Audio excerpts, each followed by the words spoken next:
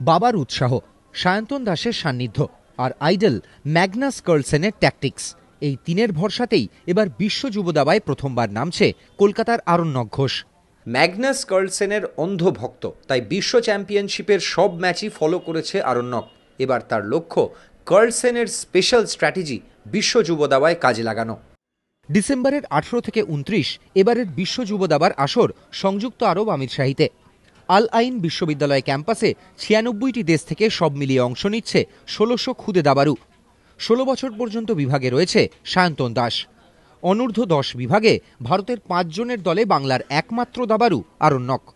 প্রিয় দাবারু সদ্য বিশ্ব চ্যাম্পিয়ন ম্যাগনাস কার্লসেন। আনন্দের বিরুদ্ধে কার্লসেনের সব গেম খুঁটিয়ে দেখেছে 9 বছরের আরণ্যক। এশিয়ানে তো র্যাপিড ছিল ফার্স্টের দিকে, তাই আমি ভালো করে খেলতে পারিনি। প্রথম প্লেয়ারটাকে নিয়ে আমার একটু প্রবলেম আছে, যে ফার্স্ট সিটেড। সেই কোন দেশে? United states. কার্লসেনকে এমনি ভালো লাগে। ইরানে এশীয় যুব দাবাতেও আরণ্যকের সঙ্গে ছিলেন বাবা, উৎসাহ দিয়েছিলেন সায়ন্তন। সেবার জোড়ার উপজেতা ছেলের ওপর এবার প্রত্যাশার চাপ বাড়াতে চান না বাবা। কতটা কি পজিশন কি পাবে সেটা নিয়ে আমি ভাবছি না। আমি ভাবছি যে ও যতটা যা ওখানে প্র্যাকটিস করেছে সেই অনুযায়ী যদি ও সেই আশানুরূপ খেলতে পারে তাহলে খুবই ভালো ফল করবে বলে আমার ধারণা। এখনও স্পন্সর নেই, ধার দেনা করেই ছেলেকে বিশ্ব যুব দাবায় পাঠাচ্ছেন মৃণাল ঘোষ। আশা এবার ভালো ফল করলে খুলে যাবে সম্ভাবনার অনেক দরজা।